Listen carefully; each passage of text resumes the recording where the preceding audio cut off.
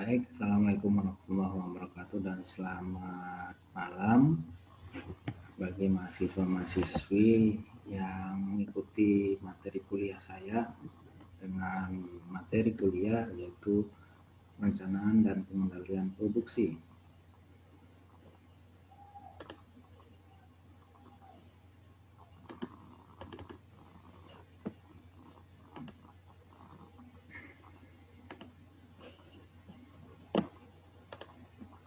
Ya.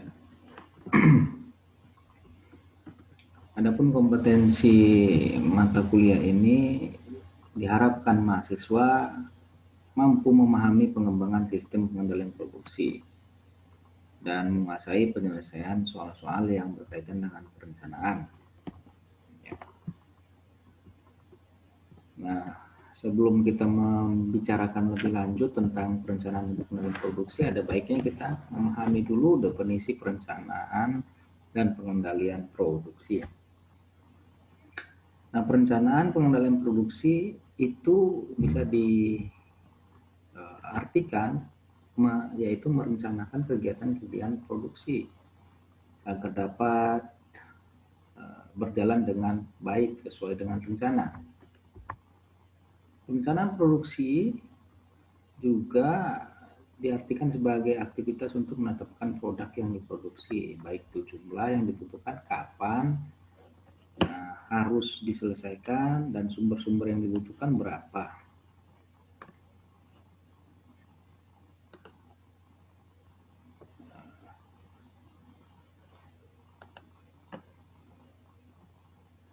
Saya coba.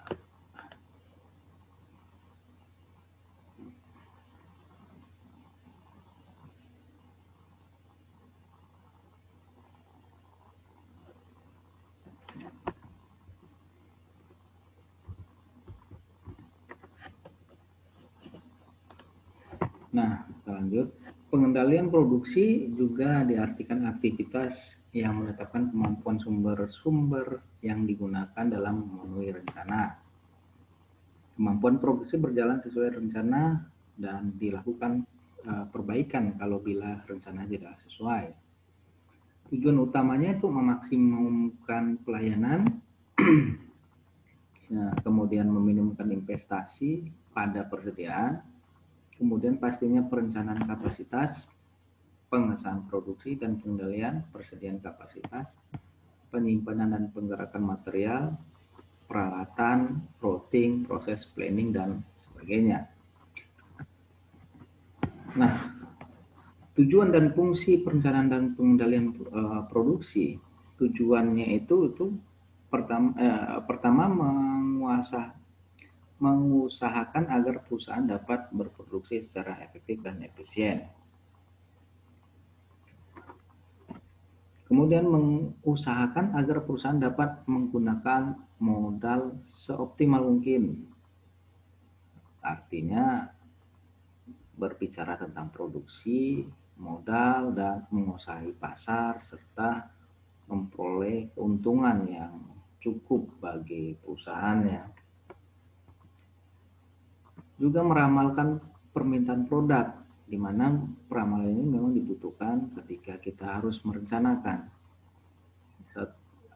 Kemudian memonitor permintaan yang aktual dan membandingkannya dengan peramalan.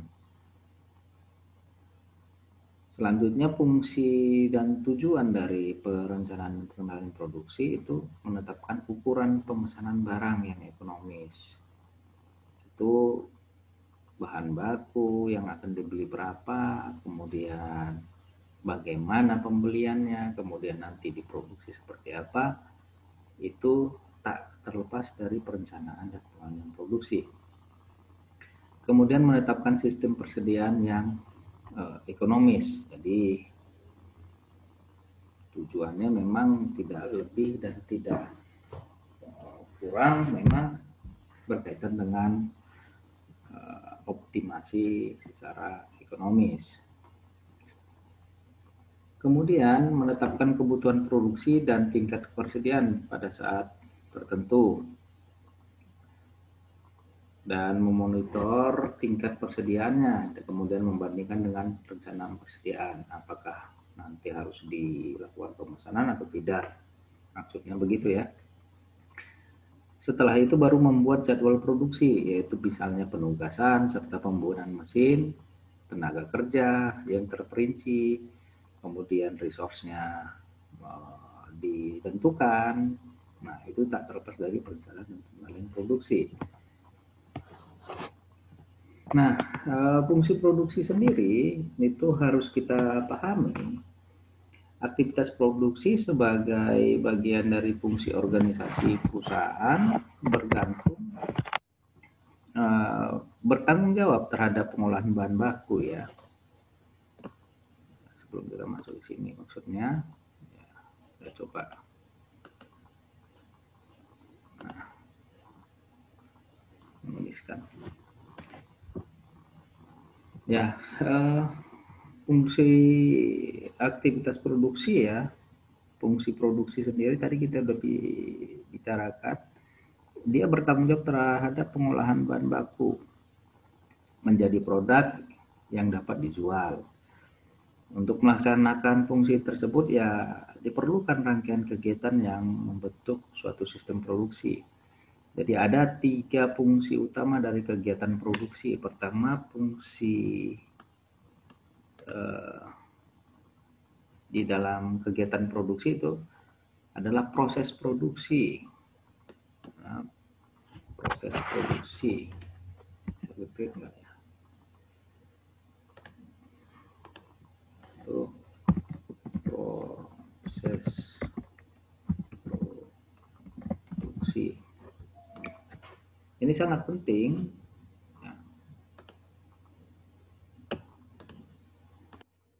Pertama,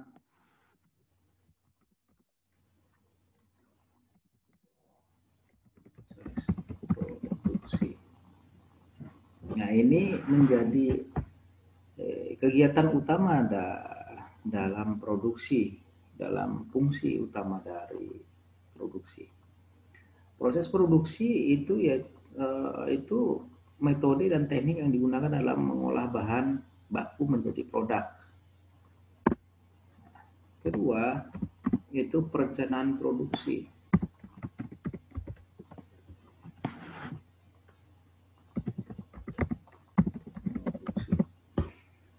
Kedua, perencanaan produksi yaitu merupakan tindakan antisipatif di masa mendatang sesuai dengan periode waktu yang direncanakan. Ketiga, itu pengendalian produksi.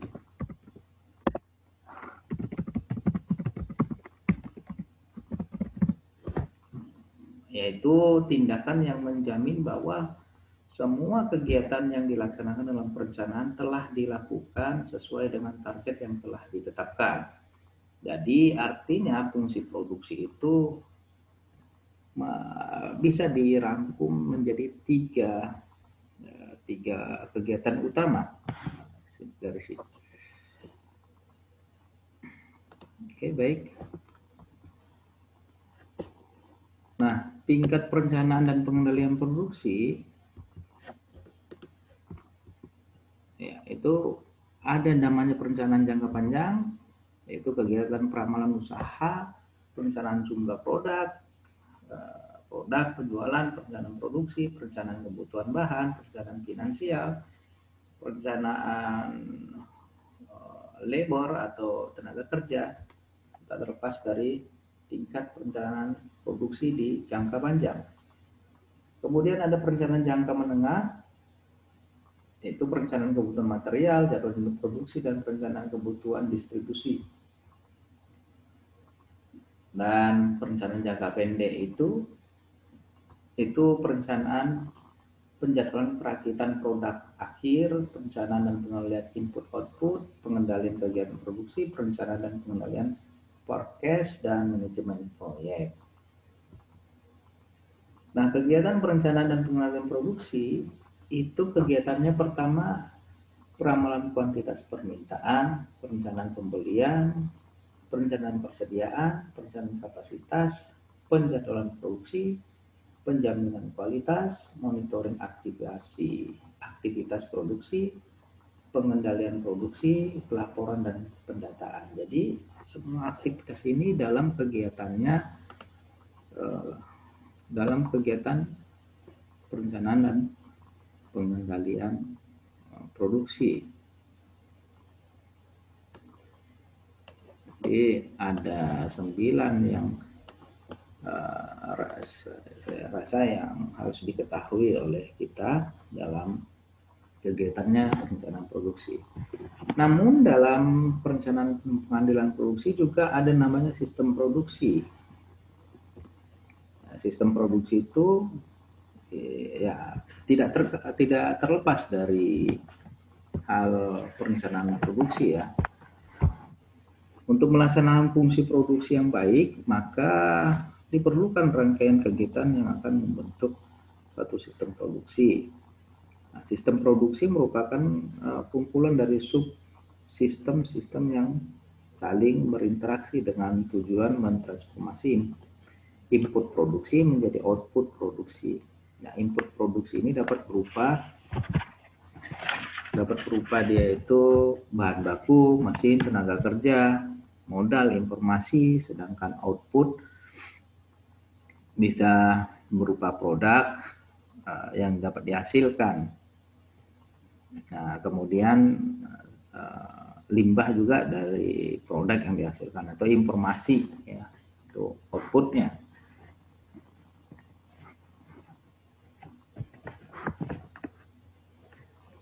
Baik, kita lanjut.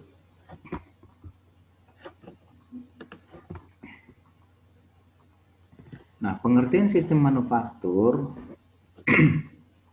ini manufaktur adalah kumpulan operasi dan aktivitas yang saling berhubung untuk membuat suatu produk, meliputi perancangan produk, pemeliharaan material, perencanaan proses, perencanaan produksi, inspeksi manajemen, dan pemasaran. Nah, itu dalam cakupan pengertian manufaktur. Sementara untuk produksi sendiri itu rangkaian proses yang dilakukan untuk membuat suatu produk.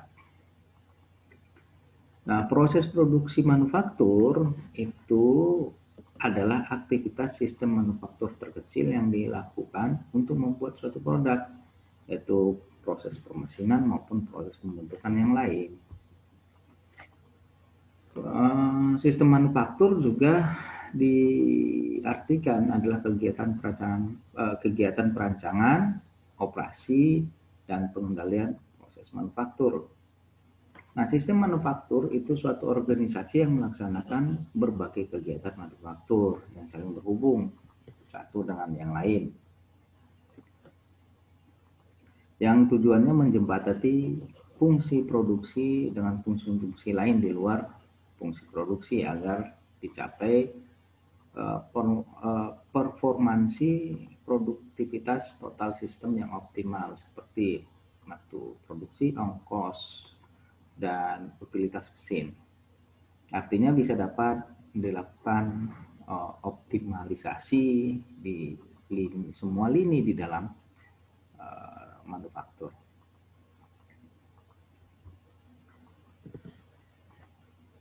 Nah, klasifikasi sistem manufaktur itu ada make to stock, assembly to order, make to order, engine to order. Nah, ini saya akan coba menjelaskan sedikit klasifikasi sistem manufaktur. Sistem produksi merupakan proses menghasilkan output, ya. Proses produksi juga merupakan cara, metode, teknik untuk menciptakan atau menambah kegunaan suatu produk dengan mengoptimalkan sumber daya produksi. Yaitu sumber daya produksinya itu baik dia tenaga kerja, mesin, bahan baku, dana, apalagi informasi dan sebagainya ya. Sistem produksi menurut proses menghasilkan output secara kontinu dapat dibedakan menjadi dua jenis, yaitu proses. Jadi proses produksi itu dibagi menjadi dua, yaitu ada proses produksi kontinu, ada proses produksi terputus. Continue proses, intermittent proses. Perbedaan pokok antara kedua proses ini yaitu adalah pada lamanya waktu setup peralatan. Jadi tergantung setup peralatan produksinya. Kalau dia proses kontinu tidak memerlukan waktu setup yang lama, karena proses kontinu ini mempunyai produksi secara terus-menerus. Untuk jenis produksi yang sama, misalnya pabrik susu instan, apalagi ya, garment juga yang kontinu. Sedangkan proses terputus memerlukan total waktu setup yang lebih lama karena proses ini memproduksi berbagai jenis spesifikasi barang sesuai pesanan. Nah, sehingga adanya pergantian jenis barang yang diproduksi akan membutuhkan kegiatan setup yang berbeda. Contoh dari proses terputus itu adalah usaha perbengkelan. Itu usaha perbengkelan itu namanya intermittent proses. Nah, continue proses itu ya prosesnya berlangsung kontinu. Jenis proses produksi yang intermittent ini mempengaruhi tata letak fasilitas dari peralatan produksi. Jadi ada dua macam tata letak dasar yang dapat diidentifikasi, yaitu tata letak berdasarkan produk, namanya product layout. Ya, product layout.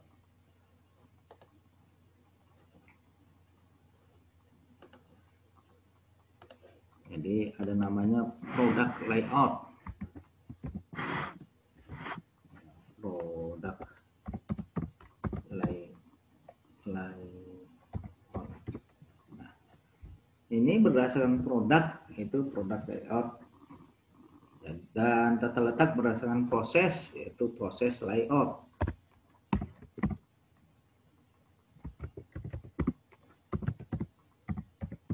Jadi ada dua, ya, ada dua macam tata letak yang dapat diidentifikasi, yaitu tata letak berdasarkan produk dan tata letak berdasarkan proses.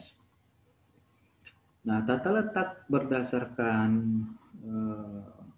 produk digunakan bila kita memproduksi satu jenis produk yang standar dan dibuat secara massal. Masing-masing unit output membutuhkan urutan operasi yang sama dari awal hingga akhir pengerjaan, sehingga pusat-pusat kerja, kumpulan mesin, dan fasilitas produksi lainnya akan diatur menurut urutan operasi yang dibutuhkan dalam satu lini produksi. Nah, pada tata letak model ini, proses operasi pembuatan produk, yaitu urutan dalam waktu yang dibutuhkan, ditetapkan lebih dahulu.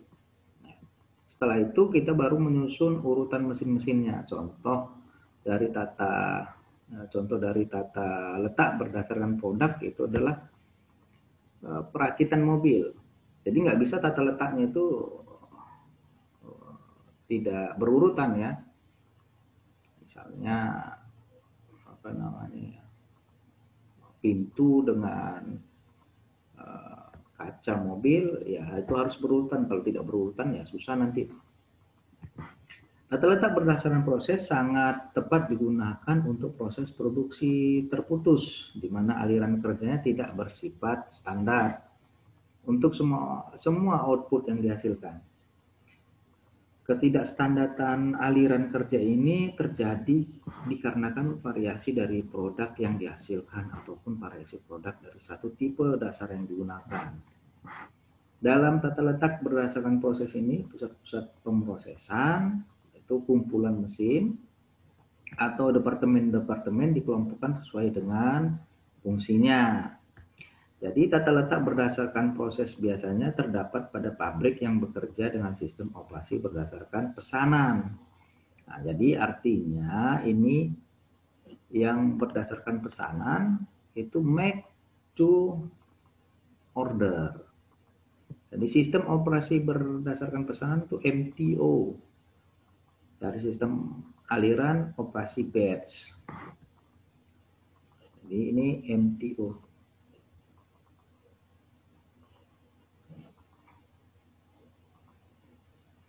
Mana sih?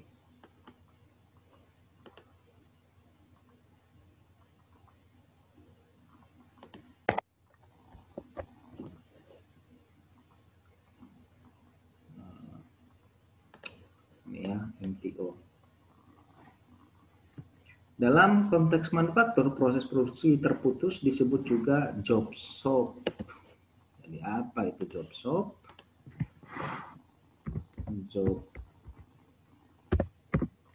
stop.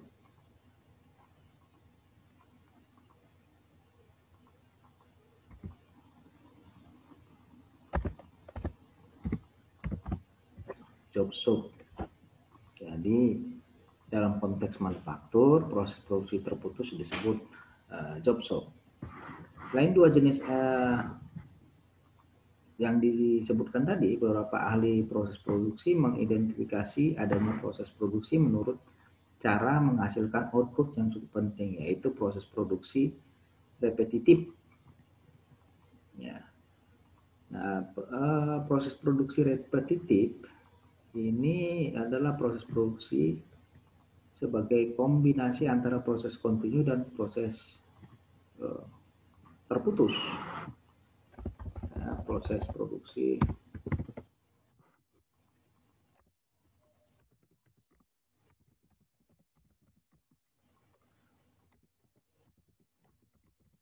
jadi proses produksi repetitif itu kombinasinya ya. Nah, lintasan proses kontinu merupakan lintasan perakitan yang klasik. Ya, proses repetitif digunakan secara luas, termasuk perakitan untuk membuat mobil dan alat-alat rumah tangga, baik menggunakan sistem MPR maupun sistem Kanban. Ya, ada namanya MPR dan Kanban. Itu lebih lanjut lagi nanti ya, ada namanya Lean Manufacturing. Nah, karakteristik dari proses produksi yang terus-menerus yaitu biasanya produk yang dihasilkan dalam jumlah yang besar dengan variasi yang sangat sedikit dan sudah distandarisasi. Proses produksi ini biasanya menggunakan sistem atau cara penyusunan peralatan berdasarkan urutan pengerjaan dari produk yang dihasilkan atau departemen-departemen berdasarkan produk. Mesin-mesin yang dipakai dalam proses produksi seperti ini adalah mesin-mesin yang bersifat khusus untuk menghasilkan produk tersebut yang dikenal dengan nama special purpose machine. Kemudian, oleh karena mesin-mesin bersifat khusus dan biasanya semi otomatis, maka pengaruh individual operator terhadap produk yang dihasilkan kecil sekali, hingga operatornya tidak perlu mempunyai keahlian atau keterampilan yang tinggi untuk pengerjaan produk tersebut. Kemudian apabila terjadi salah satu mesin terhenti atau rusak, maka seluruh proses produksi akan berhenti. Nah, ini yang merupakan ciri dari continue proses. Ya. Kemudian cirinya, oleh karena mesin-mesin bersifat khusus dan variasi produknya kecil, maka job strukturnya sedikit dan jumlah tenaga kerja tidak perlu banyak. Kemudian persediaan bahan baku dan proses dalam adalah lebih rendah dibanding dengan proses produksi terputus intermittent. Oleh karena mesin-mesin IPA yang bersifat khusus, maka proses seperti ini membutuhkan ahli pemeliharaan yang mempunyai pengetahuan dan pengalaman yang banyak.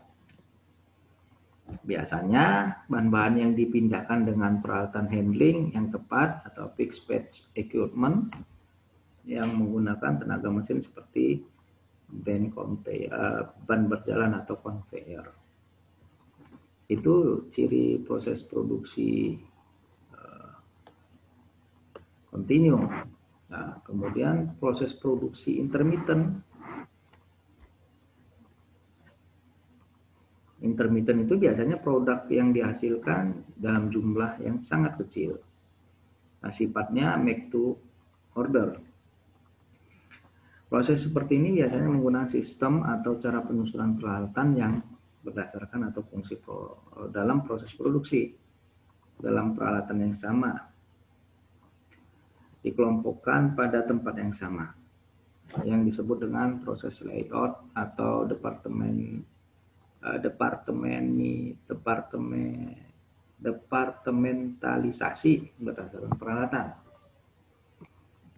Mesin-mesin yang dipakai dalam proses produksi seperti ini adalah mesin-mesin yang bersifat umum yang dapat digunakan untuk menghasilkan bermacam-macam produk dan variasi yang hampir sama. Mesin yang dikenal dengan nama general purpose mesin. Kemudian ciri intermittent juga, ya biasanya mesin-mesinnya sifatnya kurang otomatis dan produk tidak mudah terhenti walaupun terjadi kerusakan. Bedanya di continue. Nah, oleh karena mesin-mesin yang bersifat umum dan variasi produk yang besar, maka terdapat pekerjaan yang bermacam-macam sehingga pengawasannya lebih sulit. Persediaan bahan baku biasanya tinggi.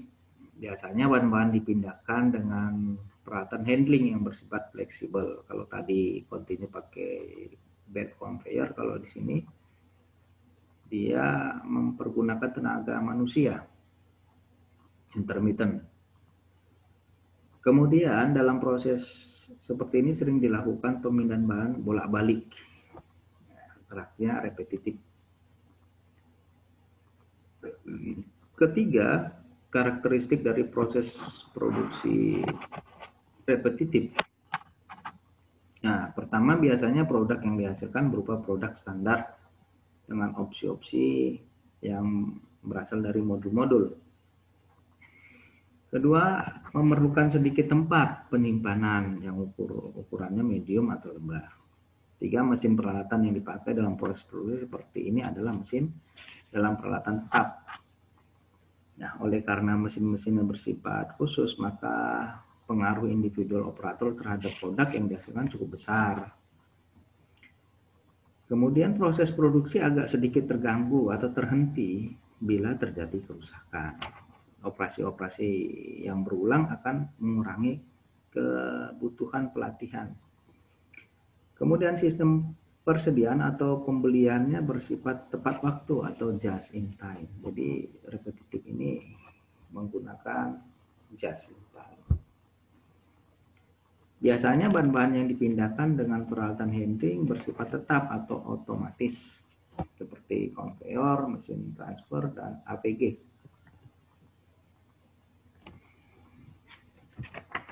Oke, jadi itulah sekedar penjelasan tentang klasifikasi manufaktur ya.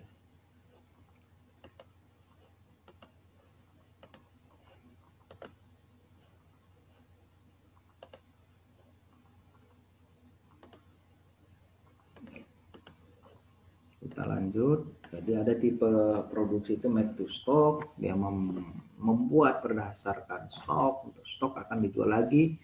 Assembly to order, make to order, engine to order.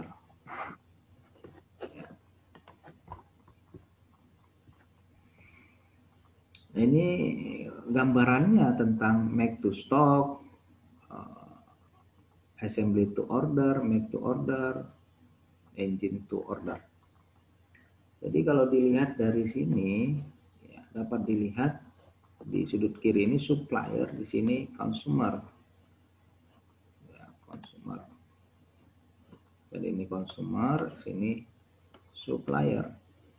Nah, kalau dilihat dari make to stock, jadi dia membuat produk itu berdasarkan stok.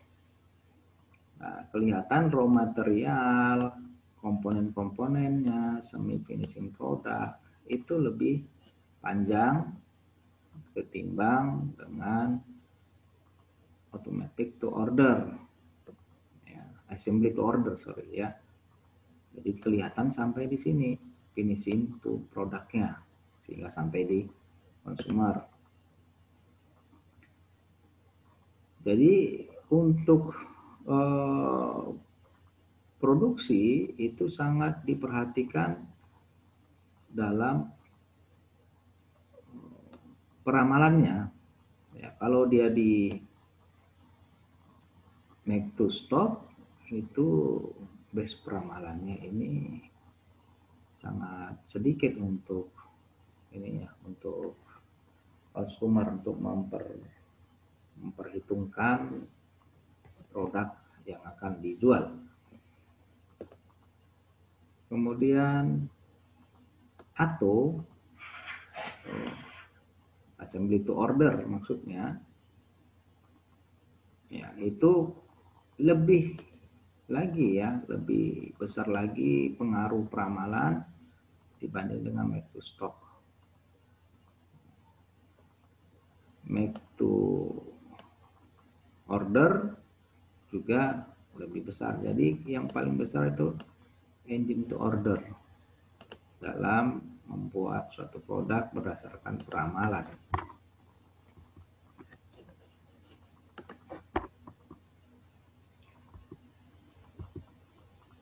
Nah, karakteristik berbagai sistem manufaktur ini dia.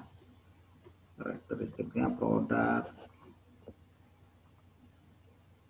kalau MTS standar atau keluarga produknya tertentu, MTO tidak mempunyai keluarga produk, itu consumer to total. Kebutuhan produk dapat diramalkan, kalau yang di sini tidak dapat diramalkan. Kapasitas dapat direncanakan di make to stock atau tidak direncanakan.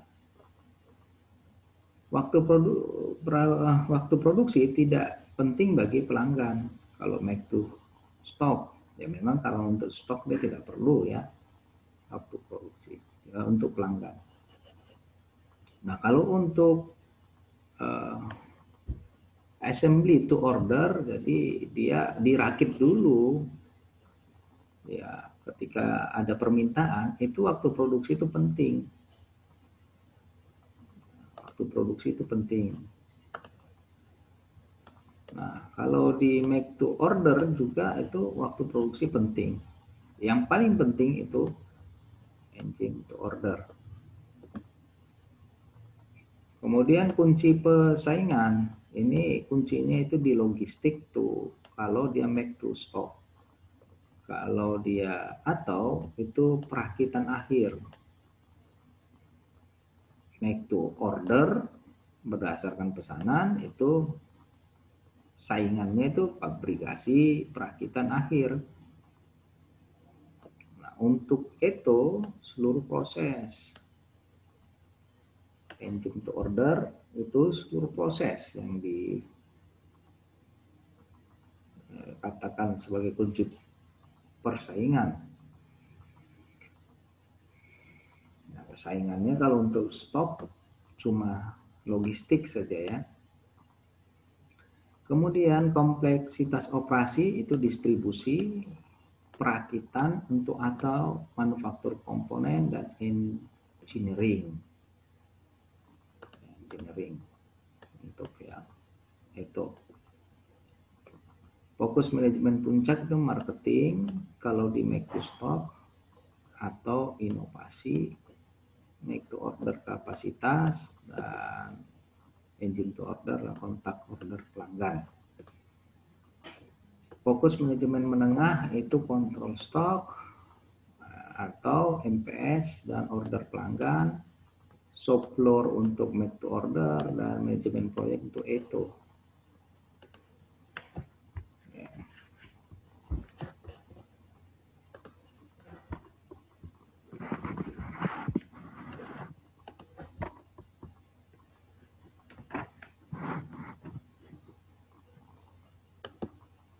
Nah, tadi ini sudah dijelaskan make to order repetitif dan non repetitif. Perbedaan sistem manufaktur MTO repetitif, closed shop, make to stock, closed shop. Nah, klasifikasi sistem manufaktur, volume produksi, produksi massal, produksi batch, dan produksi job shop. Itu perbedaannya. Nah, produksi massal seperti ini ya, pabrik-pabrik.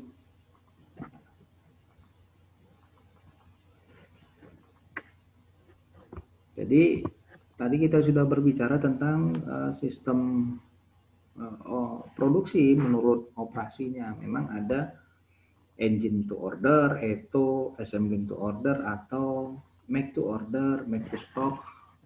Itu sangat berpengaruh ini dalam produksi. Nah, produksi batch ini ukuran lot produksinya adalah medium. Tujuan untuk memenuhi kebutuhan konsumen terhadap produk-produk yang diperlukan secara kontinu. Peralatan umumnya mempunyai fungsi umum tetapi dirancang untuk tingkat produksi yang tinggi. Nah, ini yang dimaksud dengan batch. Nah, produksi job shop. Nah, job shop ini tingkat produksinya rendah. Peralatan mempunyai fungsi umum. Kalian yang diperlukan tenaga cukup tinggi biasanya membuat berdasarkan pesanan. Ya, sistem produksi menurut aliran operasi dan variasi produk itu memang ada beberapa ya.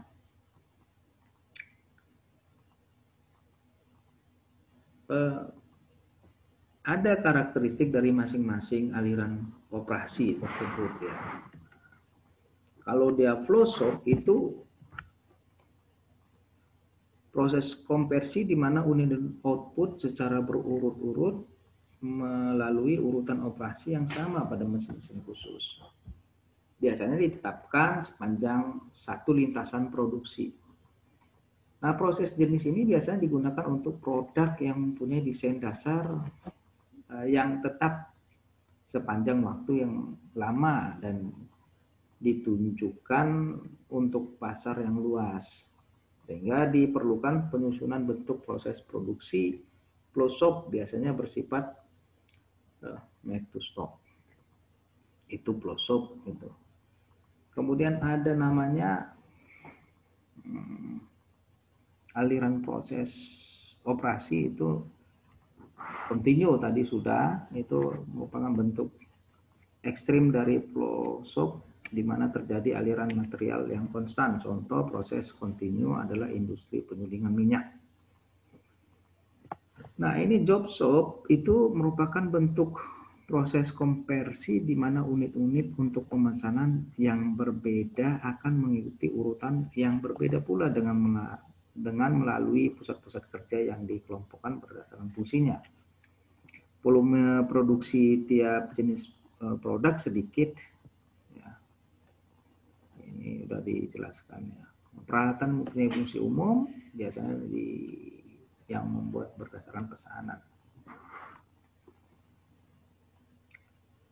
Aliran produksi ada fixed sites, job shop, dan flow shop. Itu sudah dibicarakan. Cuma ada satu yang mungkin belum. Itu adalah proyek, yaitu proses penciptaan suatu produk yang agak rumit dengan suatu pendefinisian untuk tugas-tugas yang teratur atau kebutuhan sumber daya dan dibatasi oleh waktu penyelesaian. Nah, ini adalah yang dimaksud dengan proyek. Yang dimaksud dengan job shop. Ya, ada produknya di sini. Ya, ini proses dari produksinya.